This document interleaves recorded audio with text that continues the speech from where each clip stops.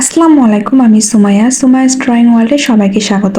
আজকে আমি তোমাদের সঙ্গে আরও একটি সুন্দর সার্কেল ড্রয়িং শেয়ার করব।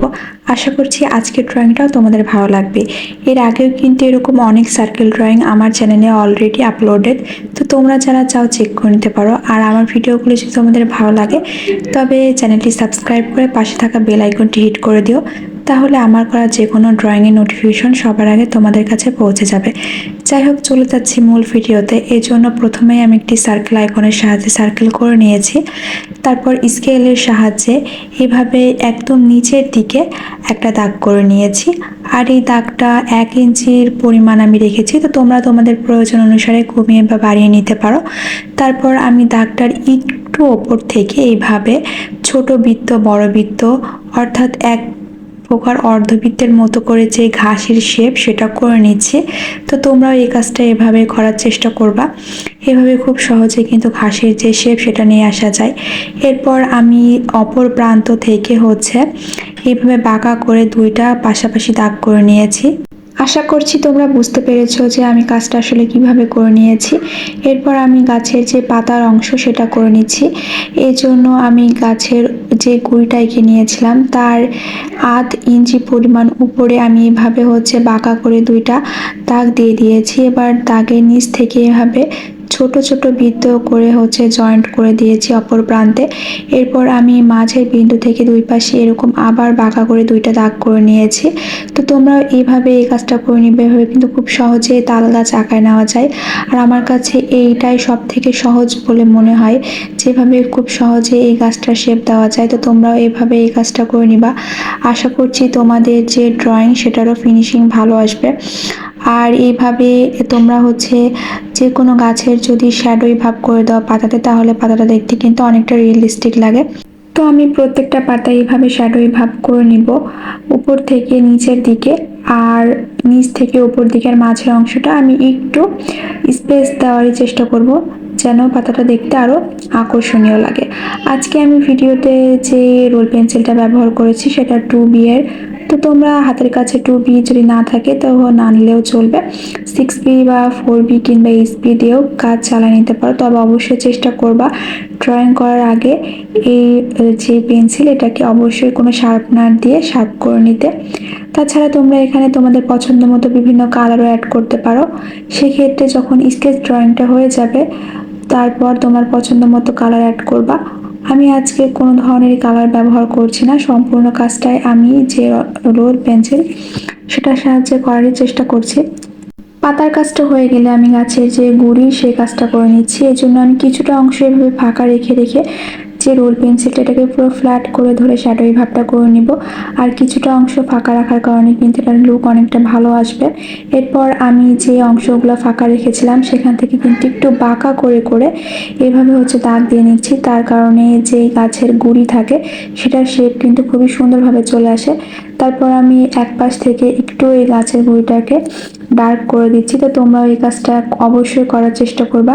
এই স্টেপটাকে কোনোভাবে স্কিপ করা যাবে না, যে এক পাশে এইভাবে একটু আলতো করে ডিপ কালার থাকবে আর এক পাশে লাইট কালার থাকবে, তাহলে কিন্তু গাছের গুঁড়িটা দেখতে অনেক ভালো লাগে। এরপর আমি গাছের যেই পাতা আছে তার পাশে এম শেপ দিয়ে কিছু ছোট্ট ছোট্ট উড়ন্ত পাখি করে দিচ্ছি। এই স্টেপটা তোমরা চাইলে ফলো করতেও পারো, আবার স্কিপও করতে পারো। আমার কাছে মনে হয়েছে এভাবে করলে ভালো লাগবে, তাই আমি এটা করার চেষ্টা করেছি। তো তোমাদের কাছে যদি ভালো না লাগে তো না করলেও হবে। এরপর আমি এই গাছের মাঝ বরাবর এভাবে একটা স্কেলের সাহায্যে সমান্তরাল করে দাগ করে নিব। তো তোমরা এই কাজটা অবশ্যই স্কেলের সাহায্যে করে নিবা। আর যারা এমনিতেই একদম স্ট্রেইট করে লাইন ড্র করতে পারো তাদের ক্ষেত্রে স্কেলের কোনো ব্যবহার করার দরকার নাই। আর যারা বিগিনার্স তাদের লাইনটা ড্র করতে অনেক সময় অসুবিধা হয়, তাদের জন্য আমি স্কেলটাকে সাজেস্ট করব যে কোনো ড্রয়িং করার ক্ষেত্রে। তাহলে যে কোনো লাইন করতে গেলে সেটাতে আসলে আঁকা বাঁকা হওয়ার পসিবিলিটি খুবই কম থাকে। এরপর আমি এর পাশ থেকে এভাবে ছোট ছোট করে বৃত্ত আবার একটু বড় করে অর্ধবৃত্ত শেপটা দিয়ে দূর থেকে যে কোনো সিনারি দেখতে ঠিক যেরকম লাগে সেটাই করে নেওয়ার চেষ্টা করছি। তো তোমরাও এই কাজটা এভাবে করবা, কিছুটা বড় অর্ধবৃত্ত কিছুটা ছোট অর্ধবৃত্ত এভাবে উঁচু নিচু করতে করতে কিন্তু খুব সুন্দরভাবে দূরের যে সিনারি থাকে সেটা করে নেওয়া যায়। তো এই স্টেপটা তোমরা অবশ্যই ফলো করবা। শুধু এই ড্রয়িংয়ের ক্ষেত্রে না, অন্যান্য ড্রয়িংয়ের ক্ষেত্রেও যেখানে তোমরা প্রাকৃতিক দৃশ্যের ক্ষেত্রে বা অন্যান্য ক্ষেত্রে দূরের কোনো দৃশ্য আঁকাতে চাচ্ছ, সেখানে এই ট্রিক্সটা অবশ্যই অ্যাপ্লাই করার চেষ্টা করবা, তাহলে কিন্তু ড্রয়িংয়ের যে ফাইনাল লুক বা ফিনিশিংটা অনেক ভালো আসে। এখানে আমি হাইলাইট পয়েন্টগুলো রিমার্ক করে নিচ্ছিলাম, তাছাড়া গাছের গুঁড়ির পাশেও যে আমি অল্প একটু আঁকিয়েছিলাম সেখানে রিমার্ক করে নিচ্ছিলাম, এরপর গাছের গুঁড়ির যে নিচের শেকড় সেটা হচ্ছে আঁকিয়ে নিচ্ছিলাম। তো তোমরা দেখে বুঝতে পারছো আসলে আমি কাজটা কিভাবে করছি, এখানে বলে বোঝানোর মতো কিছুই নাই। তোমরা যদি একবার ভিডিওটি না টেনে সম্পূর্ণ দেখো, আশা করছি প্রথমবার এই ভিডিওটিকে তোমরা হচ্ছে আয়ত্ত করে নিতে পারবা। এরপর আমি যে দূরের সিনটা করেছিলাম তার থেকে একটু নিচে আমি 1 ইঞ্চির থেকে একটু বেশি পরিমাণ দাগ করে নিয়েছি একটা স্কেলের সাহায্যে। তো তোমরা এখানে তোমাদের প্রয়োজন অনুসারে দাগটাকে কমিয়ে বা বাড়িয়ে নিতে পারো। এরপর আমি একটু সমান আবার একটু বাঁকাইভাবে হচ্ছে খাঁজ কাটা করে হচ্ছে দাগ করে নিব। এভাবে কিন্তু খুব সহজে নদীর যে ড্র সেটা কিন্তু করা যায়। তো তোমরা এভাবেই নদীর যে শেপ সেটা দেওয়ার চেষ্টা করবা। আর এভাবে নদীর আদল দেওয়াটা কিন্তু খুবই সহজ আর দেখতেও বেশ ভালো লাগে। এরপর আমি প্রথম যে লাইনটা ড্র করে নিয়েছিলাম সেটাকে একটু ডার্ক করে নিচ্ছি। এজন্য রোল পেন্সিলটাকে একদমই ফ্ল্যাট করে ধরে নিয়ে তার নিচ বরাবর এইভাবে একটু শ্যাডোই ভাব করে নিচ্ছি। তবে এখানকার শ্যাডো ভাবটা আমি পাতার যে শ্যাডো ভাব করেছিলাম তার থেকে একটু ডার্ক রাখার চেষ্টা করব, তাহলে নদীর যে আদল সেটা কিন্তু দেখতে খুবই ভালো লাগবে। তো তোমরা দেখে বুঝতে পারছো আমি কিন্তু প্রথম লাইনটা হচ্ছে একটু ডার্ক করেছি, তারপরে যে আমি লম্বালম্বি দাগ করেছিলাম সেগুলা কিন্তু আমি যেই পর্যায়ে ছিল সেটাই রাখার চেষ্টা করেছি। আর আড়াআড়ি যে দাগগুলো করেছিলাম সেগুলোতেই শুধু আমি শ্যাডোই ভাব করে নিয়েছি, লম্বালম্বি দাগে আমি কোনো রকমই পরিবর্তন করিনি।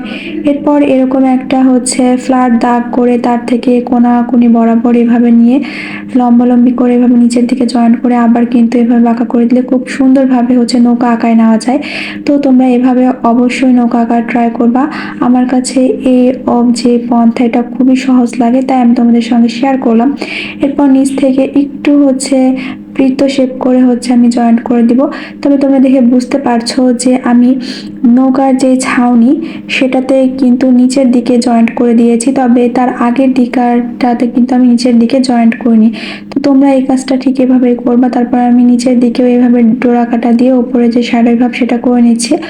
আর তারপর আমি যে হাইলাইট পয়েন্টগুলো আছে নৌকার সেগুলোকেও রিমার্ক করে নিব। তো তোমরা অবশ্যই চেষ্টা করবা হচ্ছে এই হাইলাইট পয়েন্টগুলোকে রিমার্ক করার, তাহলে কিন্তু এই ড্রয়িংয়ের ফিনিশিং লুকটা আরও সুন্দর আসবে। এরপর আমি একটি কয়েনের সাহায্যে অর্ধবৃত্ত আঁকিয়ে নিয়েছি, এটা এখানকার যে সূর্যের সেটার লুক ক্রিয়েট করবে। এরপর আমি কিছুটা ছোট কিছুটা বড় এভাবে সূর্যের যে রশ্মি থাকে সেটা দেওয়ার চেষ্টা করছি। তো আমি এর আগের ড্রয়িংয়েও কিন্তু তোমাদের সঙ্গে শেয়ার করেছি যে এই সূর্যের রশ্মির প্যাটার্নটা আমার বেশ ভালো লাগে, তা আমি এই প্যাটার্নে করেছি। তো তোমাদের যদি ভালো না লাগে তোমরা অন্য কোনো প্যাটার্নও করতে পারো, যে প্যাটার্নে করো সূর্যের যে সিনারি এটা কিন্তু এমনিতেই ভালো লাগে, কোনো রশ্মি না দিলেও সুন্দর লাগবে, কিন্তু আমি আমার পছন্দ মতো রশ্মি অ্যাড করে দিয়েছি। তো তোমরা চাইলে স্কিপও করতে পারো আবার চাইলে রাখতেও পারো। আর এর মাঝে আমি হচ্ছে মম লিখে দিচ্ছি, তো তোমরা তোমাদের পছন্দ মতো যে কোনো লেটার অ্যাড করতে পারো, তবে সেটা চেষ্টা করবা কম সংখ্যার মধ্যে, তাহলে এটাকে অ্যাডজাস্ট করা আর কি সুবিধা হয়। তো পরে আমি ভাবছিলাম যে যে দূরে সিনারিটা রেখেছিলাম সেটাতে হচ্ছে কিছুটা কাজ করা যাক, কিন্তু পরবর্তীতে আমার মনে হয়েছে যে এটার কাজ করলে এই ড্রয়িংটা আরও বেশি হার্ড হয়ে যাবে।